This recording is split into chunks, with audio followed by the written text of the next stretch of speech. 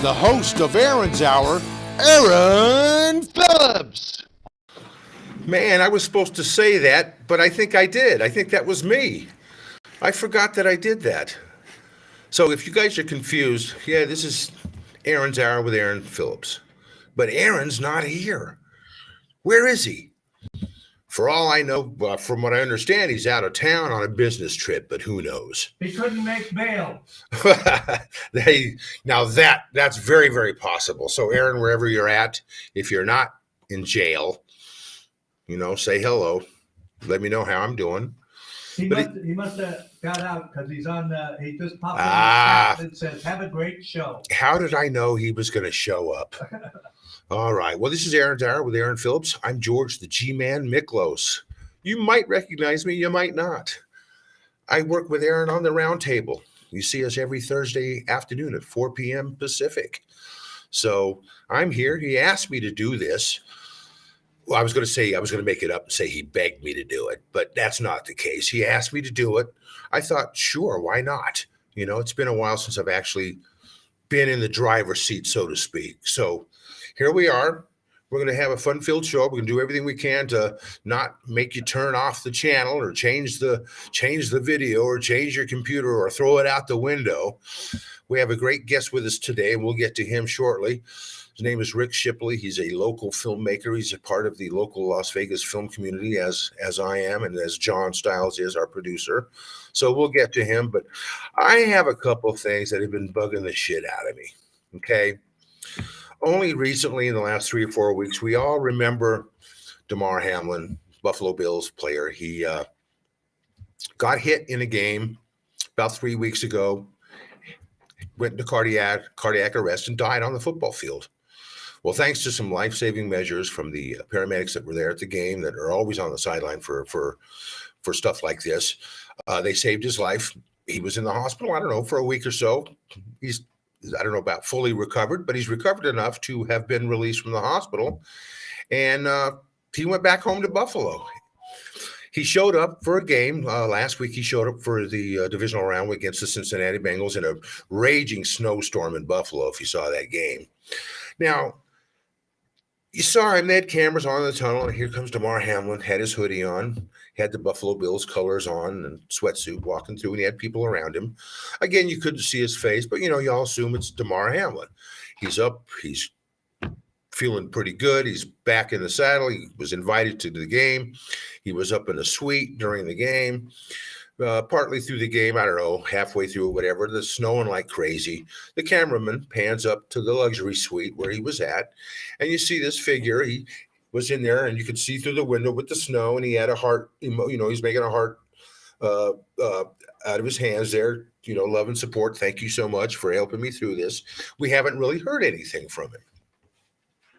There's this nasty rumor going around, controversial conspiracy BS, that he didn't survive, or that he's in a coma in a back room somewhere, and they have a body double now for Damar Hamlin. I think it's hilarious and stupid at the same time.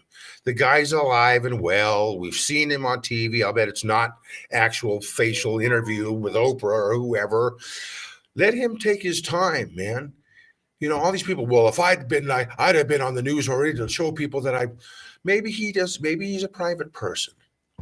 Maybe he doesn't want to be on camera talking about his health issues and what happened. We're all doing that for him. So why does he need to do it? He'll come out in his own time. He's not dead. He's not in a room somewhere in a coma. He's alive and well, and he will come out at his own time to thank everyone when he feels like it. Come on, man. He's not dead. Now, I will tell you, it seems like in today's society, we always have to know what's going on with everybody. It seems like we've traded privacy for transparency. It's like you can't be private anymore. It's like we have to air all our stuff out on the internet, Facebook, Instagram. We take photos of every position in the house. I've seen photos of people sitting on the toilet. Oh, I ate tacos last night. Oh, why would you put that stuff on the internet? There's no reason to. Privacy is okay. You don't have to share everything about your life with everybody. And when you don't share something, people think, oh, you're hiding something. No, It's okay to be private, to have your own little, whatever you want to call them, secrets. It's okay to be private and just have those secrets if you don't want to share them with people. It's okay. Again, transparency and truthfulness are great virtues, and they're used when they need to be used. But when you want to be private about certain issues, I'm not going to air all my health issues out on the air. I mean, thank God I don't have any. And speaking of that, thanks to True IQ, I lost 45 pounds, and I use their products, their creams, and that's why I look so good for 85. Just kidding. I'm not 85. Why the hell would I be 85 doing this shit? I should be retired in the Bahamas. But that's what I'm trying to say, is that you don't have to air out all your problems. Okay? You know, if you're sick or you got an A and we all like to put our best stuff on the internet. Like when I go to some of these sites, I know some of this stuff's not all true of these people, what they do for a living. We'd all be living in hog heaven if it was all true on the internet. We're not going to air our bad. We're not going to go all that way to air every stinking thing in our life. I mean, God, there's certain things in my life. I'm glad there wasn't social media in the 80s. Oh my God, I'd be off the air already. I would have been on the air for 3 minutes? I'd be gone already. So, social media can be a hindrance in life and society and all that kind of stuff. Use it wisely. Again, the conspiracy theories about Damar Hamlin being dead or in a coma somewhere, not having a body double, humorous to a point. But come on, guys, let's leave that stuff alone, all right? All right, another thing I was going to talk about real quickly. Again, it's been in the news recently, and we talked about it on the roundtable the other night. Alec Baldwin with the problem. Since we're going to be talking about movies anyway in the independent film community here, why not talk about Alec Baldwin, who is shooting an independent film? This is not a major film. He's producing it, and they're filming this movie in New Mexico. As far as I know, they're going to continue filming it and finish it, no matter what happens here in the end. But they're going after Alec Baldwin now. He was charged with involuntary manslaughter. Now, again, we all have mixed feelings on the issue about having live rounds on a movie set. First of all, I don't remember how those live rounds got on the movie set, but part of the deal was these prop handlers and guys on the movie set during breaks were taking these guns that were used in the movie and going out and shooting beer cans and Coke cans during break. That's crazy. Now, again, Alec Baldwin's the producer of this film. He should have been more responsible. And from what I understand, they had a gun safety class for this film. He didn't show up for it. Who do you think you are, man? I've never liked Alec Baldwin. I think he's a great actor, but he's a shitty human being. We've all seen it throughout the years. Why wouldn't you go to this gun training? You thought you were that big that you didn't have to? And again, the prop master on this film was a young female, 24 years old. Her father had been a famous stunt guy and prop guy in Hollywood. So she got a job that she was ill prepared to do.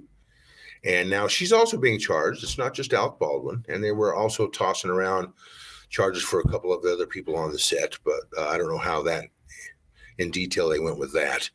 But will Alec Baldwin serve time for this?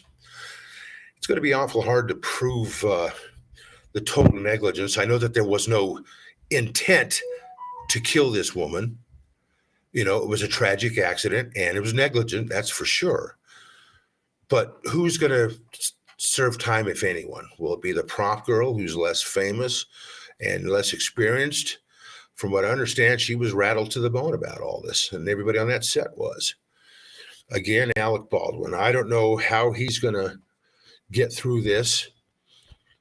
He vows to fight it, which is, I guess you're going to, if you get charged with something, you're going to fight it. I don't know if he's going to be charged or serve time for this. I don't know if he'll be found guilty of it or not.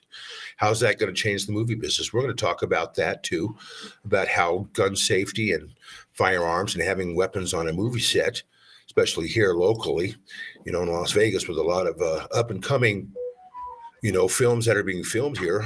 Supposedly we're supposed to be the next Hollywood 2.0 here, but we'll talk about that with Rick when we come back from our first break. But another quick subject outside of Alec Baldwin. Hopefully, we'll see this through. Probably it'll take another year. But how about this one? Prince Andrew. He was supposedly the favorite son of Queen Elizabeth. She's now, gone now, passed on last year. He's building up a $12 million war chest to fight the allegations against him that he was in an inappropriate relationship with a young female that was supplied to him by Jeffrey Epstein and Ghislaine Maxwell. Just leave it alone, Prince Andrew. You've already lost everything. You still got money. You still inherited multiple millions. Why would you put your family through this again? Your older brother, King Charles, has already said you're not going to be allowed to be a part of the royalty part of the family. I mean, you're still a member of the family, but you will never be able to do public or business outings as a prince anymore. Why would you build all this money at 12 million? Hell, you could just live off it the rest of your life. You've got grandkids now. Just live in your countryside villa and enjoy your family. There's no reason for you to keep fighting this, okay? I mean, you're lucky that you're still in the position that you're in, not having to go to jail for all this stuff, supposed stuff. So, leave it alone. Just leave it alone.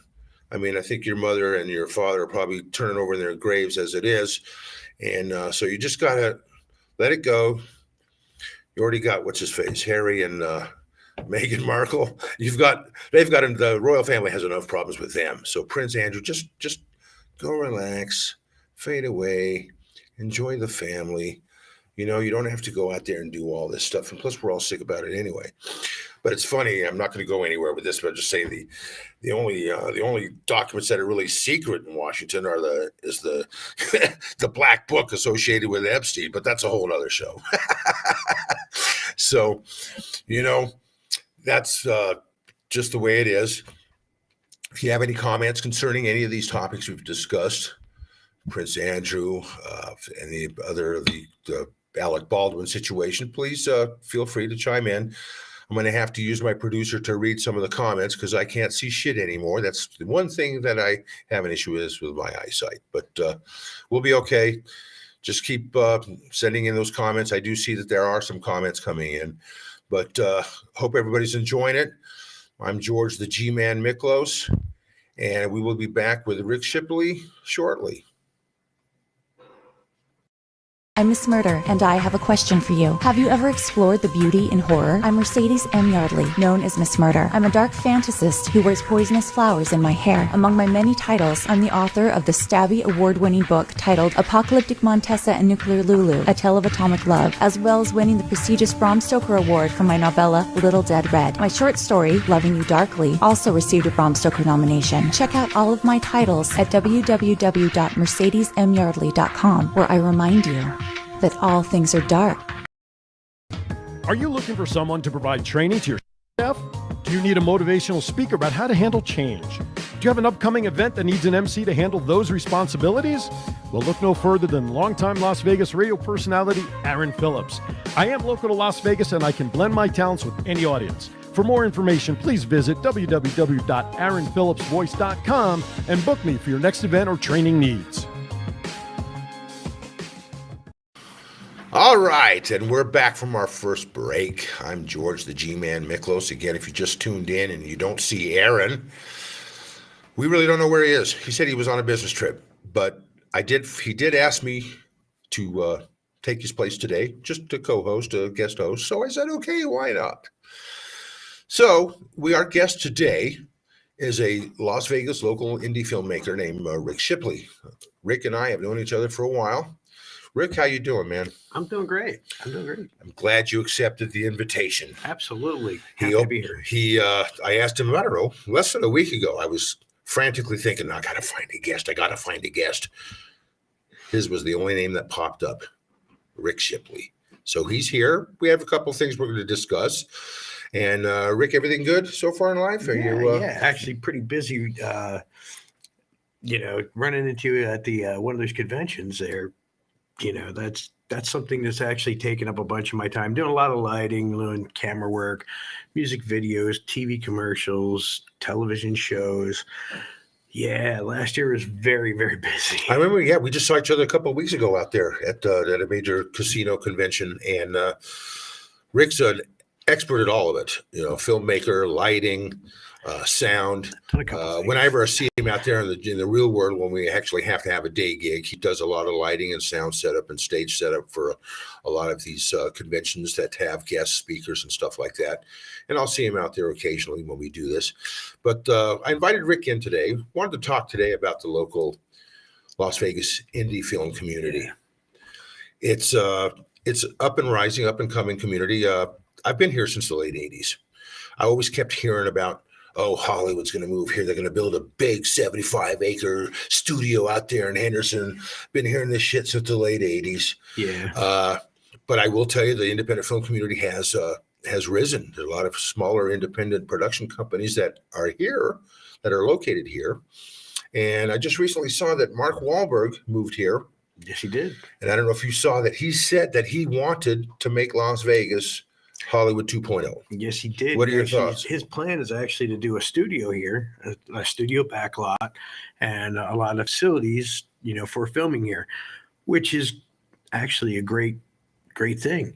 But there's also other casino conglomerates that have also jumped in on this as well. So, and what do you mean by that? I think it is Caesars. They have like a whole production their house own now. Production. Okay. So yes, they can do videos for their in-house sort of things, but it's also a working mini production studio as well. So that's kind of a fun little thing. Plus, there's also warehouse studios that pop up every once in a while. Some of them last, some of them don't. Some last a year or two, some do stick around. But you mentioned the casinos. Do you think these casinos, they have the money, obviously, and they film a lot of the shows that they have on their properties and stuff. Do you think they're going to go into independent filmmaking? Filming their own stuff? They might be doing it already. Well, commercial-wise and, doing little promos that flash on the TVs inside the casino. Yeah. They'll eventually move into just doing all of that in-house. Right now, they kind of do subcontract. They'll bring in production companies such as like Levy Production Group to say do something for a Mandalay Bay event or something like that, but as far as doing internal commercials and promos, things like that, chances are most of the bigger casinos will actually be doing their own in-house in probably just a couple of years, because everybody, like I said, is kind of coming up with their own little facility now. Well, it's like you mentioned, it's amazing today's technology. Yeah. We're using these wireless mics and this lighting, and everything's getting smaller.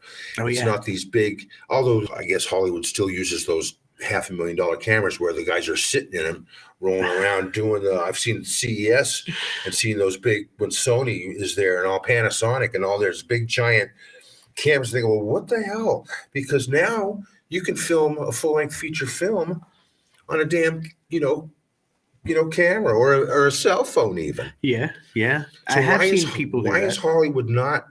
It would make sense. First of all, when you logistic-wise, when you're shipping cameras to another state or another location, you wouldn't have to be those big giant cameras. What's the difference now that cell phones are 4K and all that kind of stuff? Well, see, that's also the thing too, that, now that technology's become more available, you can actually pop up in another city, and chances are you can rent the stuff that you need right there in that state.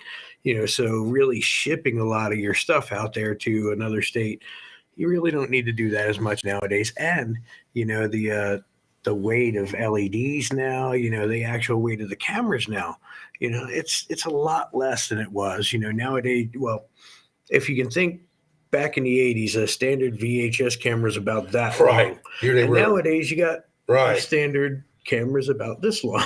That's crazy. So yeah, it's changed, and it's changed for the better. It's actually opened up a lot of things for people to be creative, especially if they want to get into filmmaking. That's when I was coming up, there really was 8mm and there was 16mm and there was VHS. That was kind of it. Right. And back then, being a kid, that was just really expensive. Nowadays, when a kid can actually has a phone and they're able to make little stories themselves, I think that's great. Well, it's like the advent of YouTube. Yeah. You see kids on there, they're using their cell phones. They have their I have a little setup now and all that kind of stuff, but these kids are being real creative. They're doing these videos. They're getting sponsors. Mm-hmm. They're making more money than I am. I mean, they're making, you've seen stories, $200,000, $300,000, $500,000 a year. He's 10 years old and got his own line of toys out there and whatever. It's amazing that the door is open to anybody now. And I don't know how Hollywood feels about that now, because the independent film community is thriving, not just in Las Vegas, but everywhere. Denver, Seattle, places that you wouldn't think about. Hell, Atlanta, Georgia now has become a hotspot now for videos and movies and stuff. So now there's more openings and more opportunities for smaller independent filmmakers. And Hollywood's got to be concerned about it. Well, see, I think in a way it really doesn't matter, because they'll continue to put out, things that the normal filmmaker or the independent filmmaker can't do. There's, attempts at people trying to do superhero movies with no budget, right? Which some of them are very entertaining, but they don't look like, any of the Marvel movies, right? Because they just don't have $100 million, the money in the back, and right? All these things that, come along with wanting to do something that grandiose. But, like I say, in the same respect, I've seen some really creative things, fans just deciding that, they want to make a Spider-Man movie or a Star Trek show or something like that. They can pick up a camera and do it. And it's not as complicated as it was doing back in the 70s, 80s, 90s. Really, I was thinking about that as well. Really, a lot of independent films, things like that, they really didn't take off until somewhere in the 90s, where Robert Rodriguez and Kevin Smith, suddenly made people realize that, hey, wait a second, independent film, maybe we should check this stuff out. This is kind of the Blair Witch Project, the first another one, yeah, that kind of thing. And that's the thing, it does give people opportunities to try things out. And after that time, before that time, there was really, to go to film school, you had to go to New York or LA. Spend $10,000, $20,000 for a year course or whatever it was. And now you can go to any community college and get film courses, and that's great, because, now it's actually opened it all up, for people that want to do it. You can go to YouTube for classes. Oh my God. Yeah. You just type in lighting for on a budget or whatever. Exactly. And then boom, they show you lighting stuff that you have in your own home that you can use, or maybe somewhere where you can go get a cheap light or something to make things better. Mm-hmm. And when I hear all these stories of guys making these full-length feature films on a shoestring budget, I was in a film called One Long Day. It was filmed 15 years ago. Oh, yeah. And good movie. Yeah, it was. And the director thrived on the advertising that he only spent $3,000 on this movie. So that would tell you I didn't make anything. But the movie was awesome. Yeah. And that's a whole nother episode. I actually like that, because, there were limitations that come along with a low budget or no budget feature. And the funny part is instead of actually making those limitations, it ended up becoming something that was part of the comedy in it. Right. And it actually made the movie even better, because it leaned into the comedy aspect of it. Right. I like that. A very funny action movie. It was. And I actually, they used some animation in some of it, kind of like a weird, and you and I had discussed this, and we'll speak on this. We're working on a project now. It's been, how when we're working on something right now, it could take years, it could take months, it could be done in days. But yeah, we've always collaborated over the years on certain things. I had the cooking show, and now we've got this little vampire tale that we'll talk about when we come back from the next break. But independent filming is, again, the ability to do it at home and have this equipment at home and be able to do your own thing. In Hollywood, I don't know if they're concerned about, they probably aren't, because I mean, even though movie theaters are closing, I just saw today here in Las Vegas that a movie theater chain is closing. Yeah. But now you've got all these movie theaters now, they are these Paramount, Sony, Fox, they all have the Apple Plus, all the streaming internet stuff now. Right. Paramount Plus, Apple TV, Hulu, Vuvu, Netflix. They've got all these avenues now, even for independent filmmakers to get their stuff on. Absolutely, yeah. And Netflix, for crying out loud, they're making their own stuff.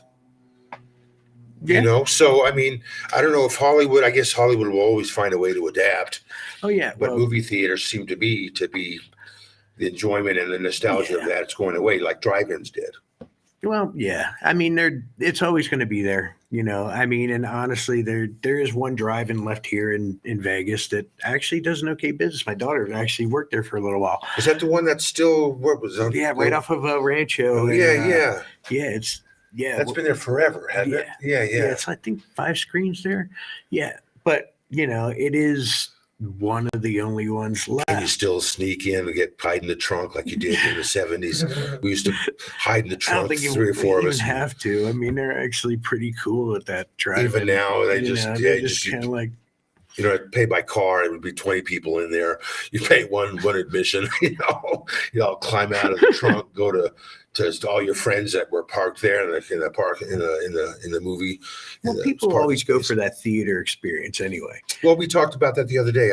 I get to, I don't know if I'm a member of the Screen Actors Guild, so I get to vote on the Screen Actors Guild Awards, which are coming up in about a month. Mm-hmm. I just started getting a couple films in the mail, and now they do all the streaming. You watch it online now, so I have a pin where I can, you know, put that in. But yeah, they're allowing us to vote and watch these films. And some of these people were telling me that on occasion, like the Top Gun Maverick, it took 33 years for the sequel, but movies like that, you have to see in a theater. Yeah. You have to. It's just the big screen, the bombs exploding and the jets flying across the sky and all that stuff. Certain films you have to see in a theater. Yeah, I just went and saw the second Avatar movie, and had to go see it in the theater in 3D, you know, just because, you know, you just want to really experience that. So how was it? I thought it was a really well-crafted movie, really good movie. You know, it's, it kind of makes you want to see where they go with the next 2 movies, because we already know there's 2 other movies lined up. Now, they said, you know, James Cameron, they said the movie cost, I don't know, $250 million, the most expensive movie ever made, that they said it would have to finish in the top 5 of all time to make their money back. You think it's going to do that? I mean, that's $250 million to see Avatar 2 come in as a loss. Well, on the business side would be, although they'd be able to put it on Hulu and Vudu and Netflix. And think about this. It's not really a loss because, think about this. James Cameron actually bankrupted, I think, 2 movie companies. I think he bankrupted Carlico on Terminator 2 and then bankrupted another company with Titanic.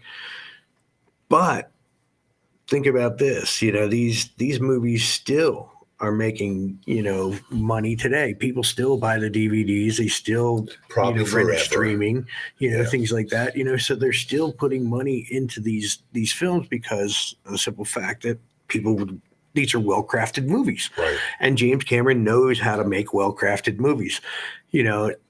But the thing is, you know, the upfront cost, I think, is the thing that really kind of bankrupts everybody on this. Right. That, you know, they're waiting for that long-term return. Right. You know, but they're not really thinking of it as a long-term thing. They want to get that money back as soon as they can, you know, which can be a problem for some companies. Now, I don't remember, is Sigourney Weaver in the second one?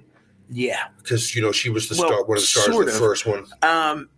There is like a scene where you see her, I think, in the movie, but she's actually one of the characters. Well, it's kind of weird because it's like a clone daughter sort of character. You have to see it. Now, some of these stars, they work in their contract that they'll forego an upfront salary for, 10 points at the end. Let's say they're hoping to make 20, 30, 40 million on the back end. I don't know how that was a trend for a while in Hollywood. I don't know if that's the same way now, because a lot of these movies now are not made with major stars anymore. They're kind of, the tier of stardom has kind of come down a little bit. Well, you got to think about it too. The cycles of Hollywood stars, we're just actually waiting for the new batch of, who's going to be the one now. But, with people like Sigourney Weaver, it gave her the opportunity in the second movie to actually be a teenager. Wow. So it's kind of a neat thing as an actor to be able to okay, you know what, since I'm not really that character, and plus since we're doing CGI, let me, really kind of play with something a little different. And that was what they ended up playing with. And it was really neat the way they kind of still fit her into the story. Cool. Well, listen, we got to go to break. Don't want to piss off our sponsors. We're going to go take a quick break. We'll come back and we're going to talk about the independent film industry, especially here in Las Vegas. We'll be right back. Hey, everybody, I am Aaron Phillips. You are? I'm Governor Val Brown Klingelhofer. And we host what kind of show? We host the most fabulous show on this network you've ever seen. It's all about Kiwanis and what's going on in our different cities. And Kiwanis Connects is the title, and you can watch us every Friday morning, 9 to 10 a.m. Pacific time, right on Facebook or WWDBTV. Say goodbye. Bye, everybody. Aloha. Anxiety, depression, PTSD, ADHD, pain, inflammation, dealing with mental or physical health issues, or know someone who is? Relax, refresh, recover, revive. Natural health alternatives using hemp-derived CBD and other cannabinoids found in hemp are increasingly becoming more effective in managing various symptoms that affect your body, state of mind, and daily life. Planet Harvest Health's mission is to help those looking for natural, new, and better solutions for a healthier way of life, specializing in small batch, handcrafted alternatives, providing higher quality and a cost-effective product. Go to planetharvesthealth.com for more information and education on how we can help you. All right, we're back. Had to get a sip of water. Rick, how you doing? Everything good? Yeah. It's working out pretty good. I feel pretty good about doing this.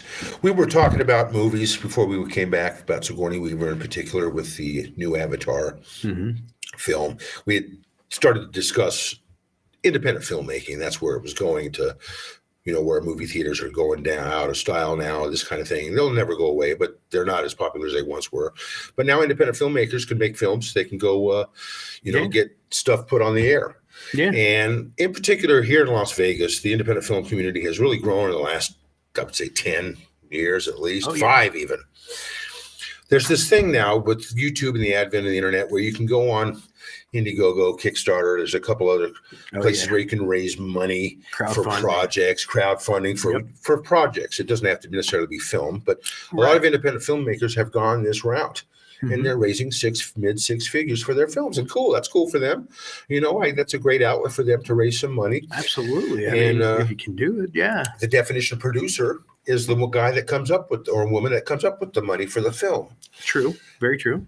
The part for me, being an actor, the part for me that's starting to sway a little, again, there's nothing illegal about any of this. It's just, is it right, kind of. They're going that route now with actors. If you want a part in our film, donate some money to our film. And they have perks. Starting $25, you get a coffee mug with the name of the film on it, or $50, you get your name seen on the credit at the end of the film, whatever it is, all the way up to $100,000.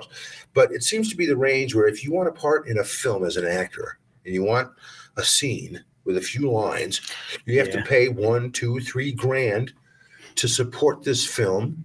And that's okay if you want to do it, I guess. Yeah. But where does it end really with the actor? How many spots can you give away for these films? Because you do have some stars.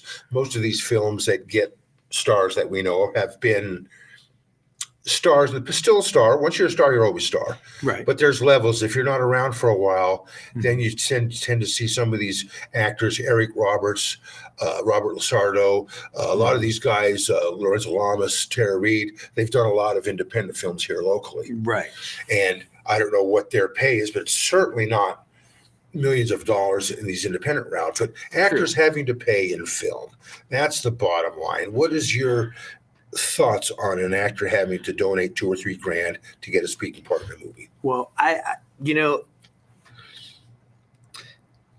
it's becoming more prevalent nowadays, with the internet, that you can actually find this stuff, and people are a little bit more open about it nowadays, but it's been happening for a very long time.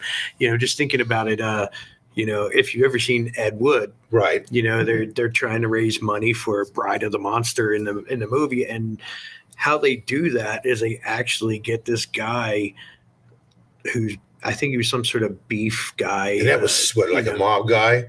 I don't know. He wanted his son in on it or something like that. So he made him the lead actor. And we're talking 60, 70 years ago. Yeah. Ed Wood. This is, back in the days of black and white. So it's been around that long, pay to play, it has so to speak.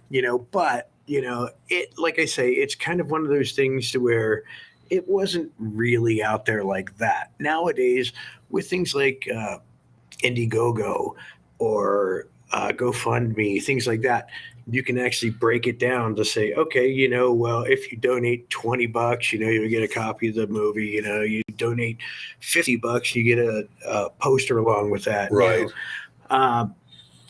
But blatantly putting it out there that, hey, if you donate $2,000, you can have a speaking part in my film.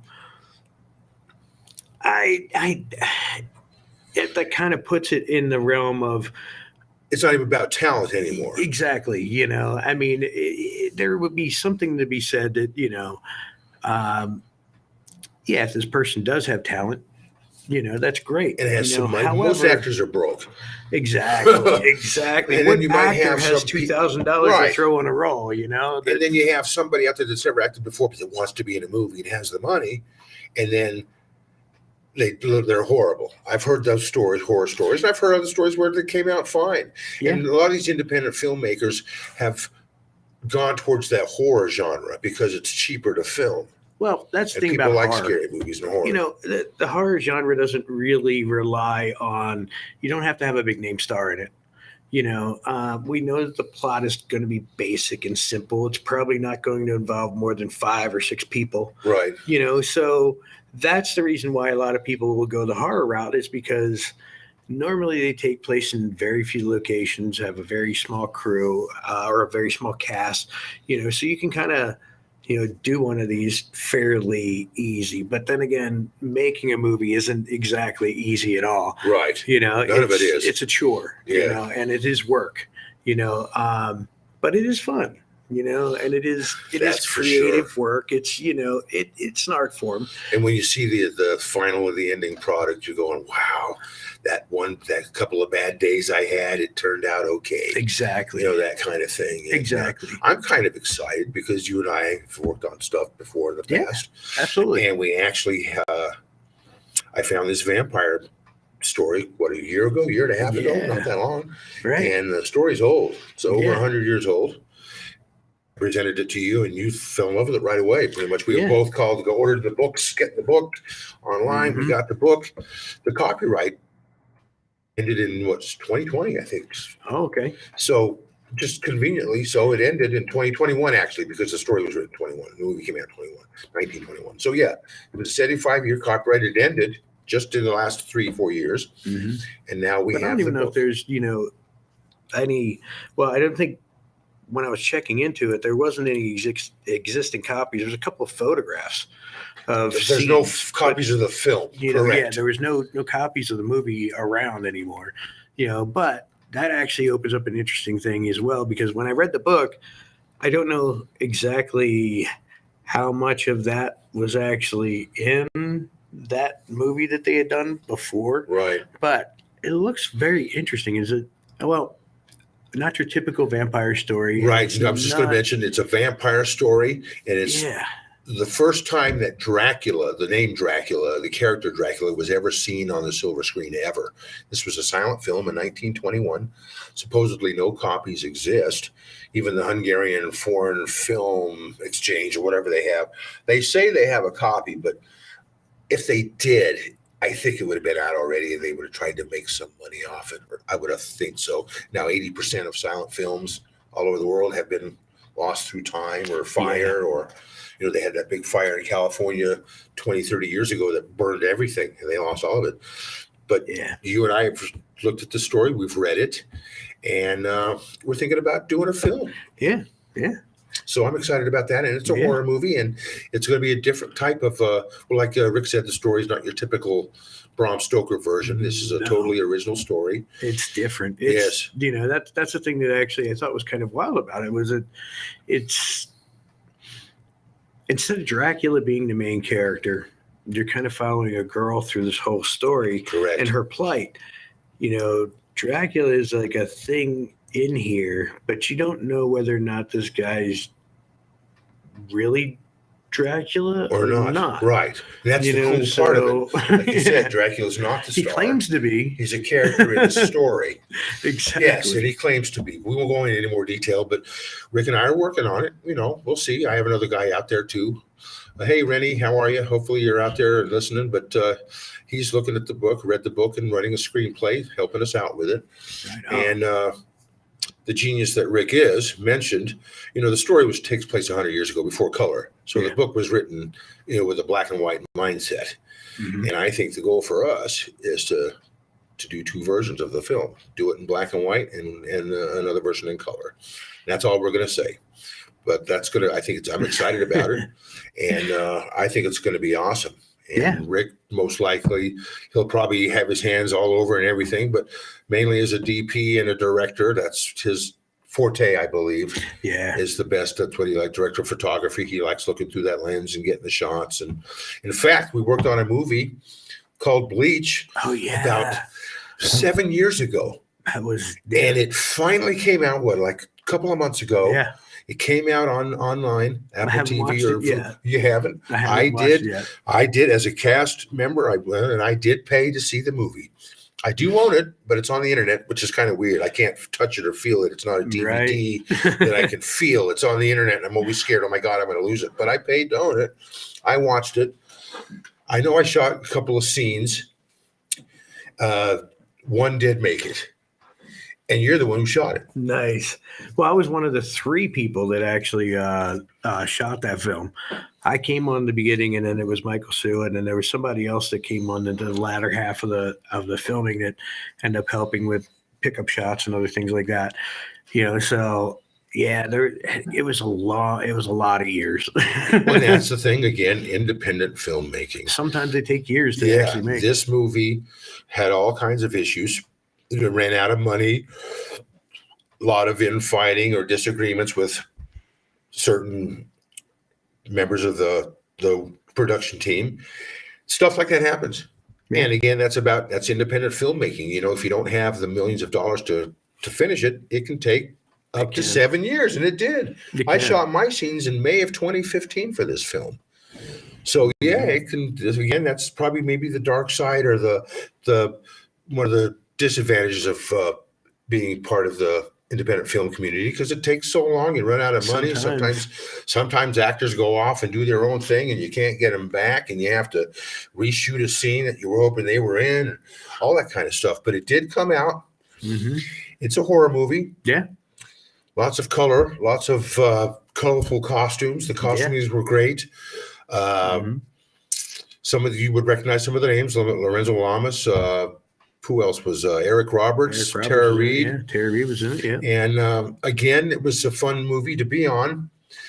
But sometimes, again, it can take long like that. Yeah. When that stuff happens, you know, it's just. There was one, it's called Haunting at Death Valley Junction. To actually get where it is now, it took a lot of years.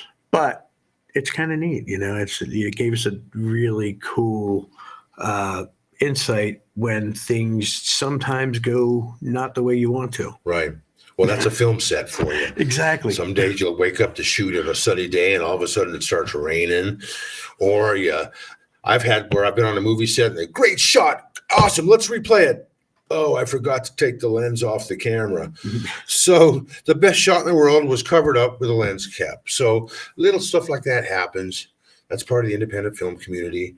I know normally in Hollywood, they like to have a script, a page a day, 90 days to write a full-length feature film, which is 90 minutes, minute a page, 90 pages. Of course, there's always rewrites. Everybody wants to get their paw on it and change this, change that. So you have to have be strong-willed. Oh, yeah. Sometimes, especially as a screenwriter, you're going to go, well, wait a second, the character, I don't want you to change that. Well, if you don't, then we're not going to, so now sometimes you have to give in a little, give and take. That's what it is. There's never been a script written from start to finish the first time that, oh, you're brilliant, let's do it. Yeah. There's always had rewrites. Exactly. It's Good Will Hunting, good example. Ben Affleck and Matt Damon wrote this film. They were nobodies. Yeah. Struggling in Hollywood like the rest of us, doing extra parts, this kind of crap. And that you only have a certain amount of time in Hollywood to sell a screenplay. True. And when that time was running out, and they were saying, get out. All of a sudden, Robin Williams read the script. And we all know what happened. Matt and Ben won an Oscar for it. So, all righty, we got one more second. Man, this hour goes by so quick. Right. I just want to thank Rick, first of all, for being here. We got one more segment. We'll be right back. I'm Matt. I'm Chief. And I'm Aaron, and together we are Thoughts Count Anywhere. Join us every Saturday from 9 to 11 a.m. Pacific Time. Right here on WWDBTV Network and all the shows that are available for you to watch. And why is that? Because the Chief says so. I'm Miss Murder, and I have a question for you. Have you ever explored the beauty in horror? I'm Mercedes M. Yardley, known as Miss Murder. I'm a dark fantasist who wears poisonous flowers in my hair. Among my many titles, I'm the author of the Stabby award-winning book titled Apocalyptic Montessa and Nuclear Lulu, A Tale of Atomic Love, as well as winning the prestigious Bram Stoker Award for my novella, Little Dead Red. My short story, Loving You Darkly, also received a Bram Stoker nomination. Check out all of my titles at www.mercedesmyardley.com, where I remind you that all things are dark, darling. 1-0, and we're back. Man, this hour goes by quick. Right. We got a last segment here. We've got about 10, 15 minutes. Any lasting thoughts about independent filmmaking in Vegas? I know that it's up and coming. I hope Mark Wahlberg's able to do what he says he's going to do. Any thoughts that you want to bring in that we haven't talked about with independent filmmaking? Oh, I don't know. I mean, well, see, that's the thing for me. I started out in the independent film world, wanting to act and write, things like that. I quickly moved behind the camera and started shooting a lot.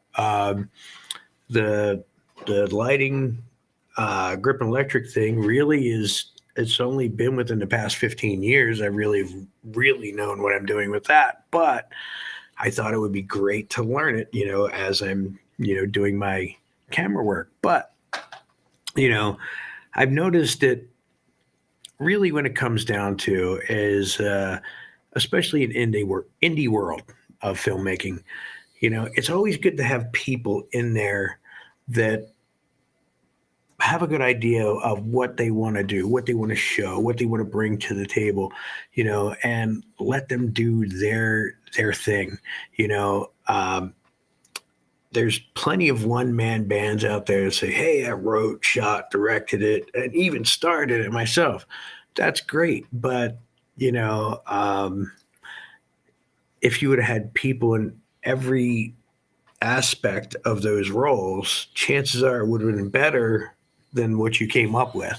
I agree with that. Now, I will tell you that being well-rounded in Hollywood's good. I'm not that well-rounded. I'm an actor. That's what I always wanted to be. Yeah, I have an interest in when I'm on movie sets in Hollywood and they set up lights. I'm going, oh, that's interesting. Why are they doing that? Right. The curiosity is there, but not enough to actually learn all of it. I'm an actor and I'm more of a writer. I've always thought about directing my own thing. I don't know. I haven't really thought about it, over the years here and there, screenplays, ideas in my head, but I'm mainly an actor and a writer. So if we start doing this project together, which we already have started, I'm going to have to learn a little bit about everything. like you said, it's okay not to know everything, especially in an independent. You can make mistakes and fix them and keep moving on. So Absolutely, yeah. that's the goal for me, is to learn this business and even maybe direct part of this film too. Just my idea or whatever, the collaboration itself is rewarding. Exactly. You can't do it by yourself. You can't. Yeah. Well, it technically could be, but honestly, if you really want something good, it's always best to bring in, people that specialize in certain things. I know that, let's just say, on this particular project, I'm really set up to shoot it. Really, it's going to take me time every time if I got to stop and set up lighting, for each particular scene. So it just makes sense to bring in a grip and, a gaffer in order to be able to take care of all those lighting issues, which, once you've kind of got a little bit more, well, not more, but once you've gotten well-rounded in the film, how the film industry works, you realize, oh, okay, that's why, on these large budget movies, they got 5 minutes of credits at the end of the movie, because there was a lot of people that put in to get that finished product to look as good as it does. Well, you mentioned that 5 minutes of credits. I remember when my first credit in a major Hollywood film was Fear and Loathing in Las Vegas with Johnny Depp, Benicio del Toro, Cameron Diaz was in it, Katherine Hellman, who played on Who's the Boss, Mark Harmon. A lot of people were in this film and had, bit parts in it. And I actually got a credit for being the camera double for Benicio del Toro, the Las Vegas camera double, because he had one in L.A. when they filmed. Okay. So they promised me, yeah, George, you're going to get the credit in this film, man. You're going to get it. You're going to get it. And this is right when Denise and I started going out together. And Denise is my wife. We've been together 25 years now. Our first big date was going to see Fear and Loathing in Las Vegas, the movie. I'm thinking, oh God, I'm taking her to this movie, because I read the book in high school, Sex, Drugs, and Rock and Roll, Hunter Thompson. And my God, and she didn't know who Hunter Thompson was, but take her to this movie, and the movie was great. And I showed her where my was, or where my back, or because I did some stunt car driving stuff too. Oh, right on. And so the movie ends. The theater starts to fill out. People start to leave. And they, the lights stay off for a while. But then after a while, the credits are so. Then after everybody leaves, the lights go on. Denise and I are the only ones left in the theater. And I'm thinking, oh, shit, they promised me, man. They promised me this credit, man. So it keeps rolling. It keeps rolling. I'm thinking, oh, shit, here comes the cleaning guy to sweep the aisle with popcorn. We're moving our feet. And I'm thinking the credits are still rolling. And there's, there was a lot of people that worked on this movie. Oh, yeah. 1,000. Oh, yeah. Who knows? And finally, boop, it popped up. I was sweating. She said my hands were all clammy. And I just met this woman. Here I'm all clammy and shit. And she's thinking, this guy. Finally, the credit came. And I jumped up in the movie theater like there was 20,000 people in the theater. And we're the only two left in there with the cleaning guy. And he's looking up. He didn't know what the hell was going on. So, but yeah, movies. They have a lot of people that work on these films. Oh, yeah. Positions and titles you never even heard of. Absolutely. And again, in independent film, the credits are a little less because you don't have the money to hire 10 editors instead of one. Or, True. You got background actors. We need 150. And that's where green screen comes in. That was my first exposure to green screen. Green screen was Scorpion King. Okay, yeah. Yeah. This is 2001. And that was my first exposure in green screen. I'm thinking, well, when you see the rollers of all, and you got the 1,000 people out there, Romans and all that stuff in there. There's like 7 or 8 of us they picked. And we were in front of green screen. We had to hold our hand out left, one right, all these different types of movements. And then they multiplied us. And that's when it made the crowd, and they used a green screen for the desert scene, whatever it was. Really impressed with that. That was another thing. Green screen for me wasn't so sure over the last, you got the last 10 years, green screen technology's gotten way better. like we use it here. Yeah. But I don't see the, when you move around, you see the trails coming off your head, or when you move a body part, you see and there's other internet stations here That's that the drugs, man. Yeah. Is that what it is? LSD drugs. flashback? I mean, I'm not going to deny it because I lived through that period. That's a whole nother show. But yeah, the technology's gotten so much better.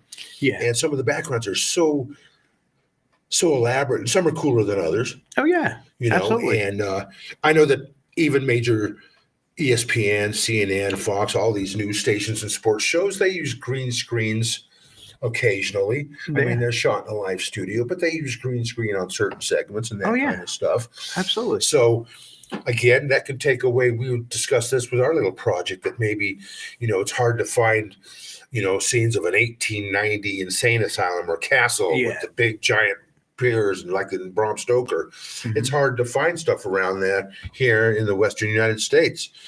Unless you went to California and maybe shot at the Hearst Mansion, something like that. Right. There's a place here in town, that underground, I know there's a house that was built in the 60s. It's underground. Yeah. It's off of Flamingo and Spencer, but it's underground. There's a couple houses on top, but you see all these air conditioning vents on the ground. You go, what the hell is this? Yeah. It's an underground house. And they rent the house out, $10,000 a day to film there. And places like that you could use for certain things. Right.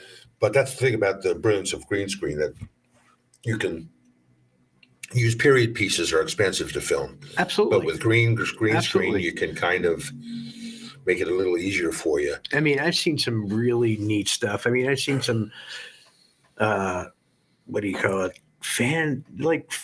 Really just fans of movies, like Star Trek fans and Star Wars fans and things like that, they want to tell a Star Wars story or Star Trek story, and they're actually able to utilize things like green screen to make it believable enough. Like you're on the bridge of the Enterprise sitting in the chair, like Captain Kirk. Yeah. I mean, I seen this one Star Trek when this guy, they just had the green screen set up and a chair or maybe two chairs, and that was it. But when you watch the episodes, they're like interesting. The backgrounds they dropped in there really work. And it really is cool to see that. It allowed somebody to tell another story, even though they're not making any money off of it. It still gives them a chance to be creative and put something out there that really they can say, "Hey, look, I made this Star Trek episode." And right. I think green screen tech is great. Editing software's gotten much better. But the thing is I like to tell everybody with green screen, it's you got to be careful with your lighting. Lighting's important. I've heard that from a lot of folks, that lighting is the most important part of using a green screen, that makes it look real or not just totally fake. Exactly. There's some techniques that, or cheesy, as they say. Right. There's some simple techniques like a 3-point light setup that'll help pull you out of a green screen and things like that. But you got to kind of pay attention to what you're doing with that, or else it'll look goofy. Rick, I want to thank you for showing up thank today, you, George. Man. Appreciate it. Rick Shipley. Appreciate it. He's a local filmmaker. We're going to be working on a couple of projects together. Thanks again to John Stiles and to Aaron Phillips for allowing me to host the co-host show, guest host. Real quickly, the NFL playoffs are tomorrow. I'm just going to throw in my quick pick. I do believe that the Philadelphia Eagles will beat the San Francisco 49ers. I think Brock Purdy is going to run out. He's a rookie. Would love to see him go to the Super Bowl and win it, but I think at Philadelphia in the cold, I think it's going to be over for him. And as far as the AFC Championship game, Mahomes, he's got that high ankle sprain. They say he's been practicing all week. We will see. I'm picking the Philadelphia Eagles and the Cincinnati Bengals for Super Bowl. And again, that's it. Again, thanks, Aaron, for allowing me to be here. Thank you. Thanks, John Stiles, to the producer. Thanks, Rick Shipley, for being the guest. Oh, thank you. And we will see you guys next Thursday on the Round Table, 4 p.m. And again, thanks again, everybody. Thanks for sticking with me. And you'll see me more often, I promise you. Thanks again.